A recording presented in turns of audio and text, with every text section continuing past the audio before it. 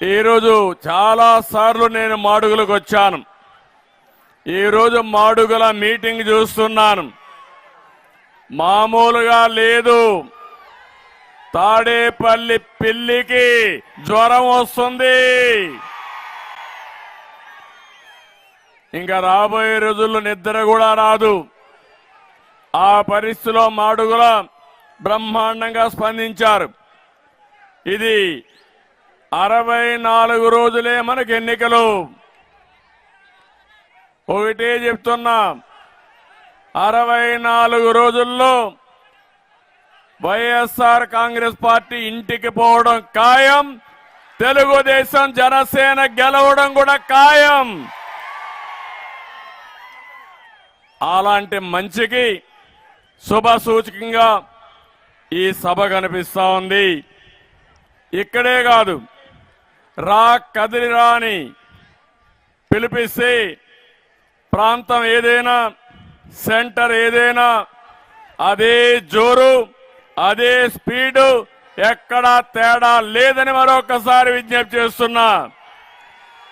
ఈ స్పందన చూస్తే నాకు అనిపిస్తుంది వైఎస్ఆర్ కాంగ్రెస్ పార్టీ పైన, జగన్ పైన తిరుగుబాటు ప్రారంభమైంది. ఇది ఉధృతంగా ముందుకు పోతుంది. తొందరలోనే తుఫానుగా మారిపోతుంది. ఆ తుఫాన్లో వైఎస్ఆర్ కాంగ్రెస్ పార్టీ కొట్టుకొని పోవడం ఖాయం అని చెప్పి కూడా నేను మీకు తెలియజేస్తున్నా. ఈ ఎన్నికలు ఇంకా కొంచెం వాయిస్ పెంచాలి. ఈ ఎన్నికలు తెలుగుదేశం జనసేనకి కాదు, రాష్ట్ర భవిష్యత్తు కోసం. ఈ ఎన్నికలు పార్టీలకు అధికారానికి సంబంధించి కాదు, తెలుగు జాతి భవిష్యత్తుకు సంబంధించిన ఎన్నికలు. అందుకే ఒకటే మిమ్మల్ని కోరుతున్నా, ఈ ఎన్నికల్లో రాష్ట్రం గెలవాలి, ప్రజలు గెలవాలి, మీ బిడ్డల భవిష్యత్తు గెలవాలి. మీ బిడ్డల కోసం ఏ ఆడబిడ్డలైతే కష్టపడుతున్నారో వాళ్ళ సాక్షిగా మీరు ఆలోచించమని మా ఆడబిడ్డలందరికీ పిలిపిస్తున్నా. సైకో పాలన అంతం చేస్తే తప్ప మనకు భవిష్యత్తు లేదు ఈ రాష్ట్రానికి. సమైక్య ఆంధ్రప్రదేశ్ లో ఇప్పుడు కూడా రాష్ట్రంలో చూస్తే ఒక సీనియర్ నాయకుడిగా చెప్తున్నాను, ఎంతో మంది ముఖ్యమంత్రులు చూశాను, కానీ ఇలాంటి సైకోని నా జీవితంలో చూడలేదు. ఈ సైకో పోతే తప్ప ఈ రాష్ట్రానికి మోక్షం లేదని మరొకసారి పిలిపిస్తున్నా. నిన్న కూడా మాట్లాడాడు, బటన్ నొక్కుతున్నానని గొప్పలు చెబుతున్నాడు.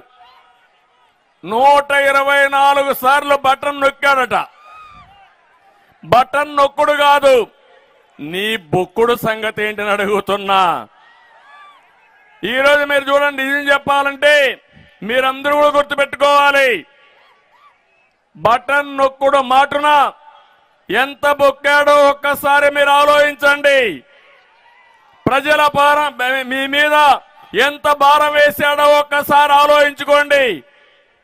10 రూపాయలు ఇచ్చేసి 100 రూపాయలు దోచిన దొంగ, గజ దొంగ ఈ జగన్మోహన్ రెడ్డి అని చెప్పి మరొకసారి విజ్ఞప్తి చేస్తున్నా. ఈ జగన్మోహన్ రెడ్డి అడుగుతున్నా, నువ్వు బటన్ నొక్కడం వల్లనే 9 సార్లు కరెంటు ఛార్జీలు పెరిగాయా లేదా అని మిమ్మల్ని అడుగుతున్నా. ప్రతి ఒక్క కుటుంబం నష్టపోయారా లేదా అని మిమ్మల్ని అడుగుతున్నా. 64,000 కోట్ల రూపాయలు భారం వేశాడు. అదే తెలుగుదేశం హయాంలో 5 ఏళ్లలో ఒక్కరోజు కూడా కరెంటు ఛార్జీలు పెంచకుండా నాణ్యమైన కరెంటు ఇచ్చామా లేదా అని మిమ్మల్ని అడుగుతున్నాను.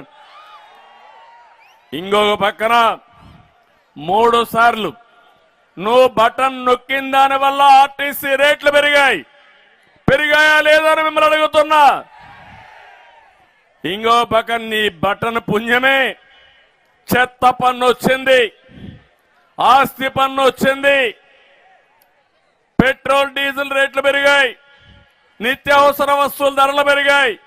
ఏమమ్మా, ఏ ఆడబిడ్డైనా సరే నిత్యావసర వస్తువులు కొనే పరిస్థితిలో మీరున్నారా అని మిమ్మల్ని అడుగుతున్నా.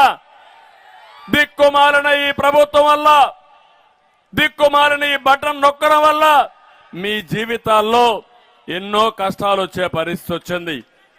ఈ 4.5 సంవత్సరాల్లో ఒక్కొక్క కుటుంబం పైన 8 లక్షల రూపాయలు అదనంగా భారం పడింది. పెట్రోల్ గాని, డీజిల్ గాని, కరెంటు ఛార్జీలు గాని, నిత్యావసర వస్తువులు గాని, ప్రత్యేక పరోక్ష పన్నుల వల్ల 8 లక్షల రూపాయలు ఒక కుటుంబానికి భారం పడింది. ఒక్క నిమిషం మీరు ఆలోచించండి. ఇంకో పక్క నేను చాలా స్పష్టంగా అడుగుతున్నా, సూటిగా అడుగుతున్నా ఈ ముఖ్యమంత్రిని, జాబ్ క్యాలెండర్కి ఎందుకు బటన్ నొక్కలేదు జగన్ అని అడుగుతున్నా. చెప్పావా లేదా అని అడుగుతున్నా. ప్రతి సంవత్సరం జాబ్ క్యాలెండర్ వస్తుందన్నాడా లేదా? 5 ఏళ్ళు అయిందా లేదా? ఒక్కసారి బటన్ నొక్కాడా తమ్ముళ్ళు నేను అడుగుతున్నా. మళ్ళీ అడుగుతున్నా, జాబు రావాలంటే ఇది ఒట్టి బటన్ అవునా కాదా అని మిమ్మల్ని అడుగుతున్నా. యువతను ఒకటే కోరుతున్నా, ముందుకు రండి తమ్ముళ్ళు, నేను అండగా ఉంటా. మీ భవిష్యత్తు బంగారు భవిష్యత్తు చేసే బాధ్యత మాదని మరొక్కసారి యువతకు పిలిపిస్తున్నా.